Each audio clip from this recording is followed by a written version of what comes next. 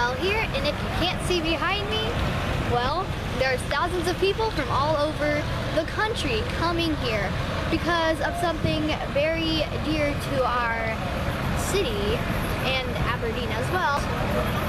There has been flooding, mud, and rain. A lot of rain.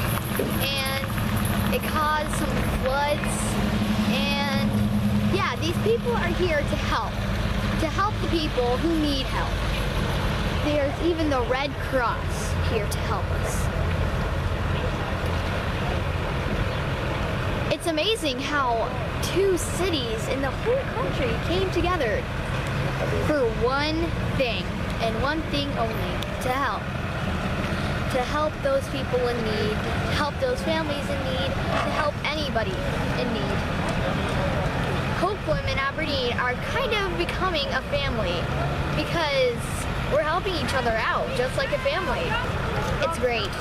It's amazing, and remember to smile at somebody and give somebody a hug today.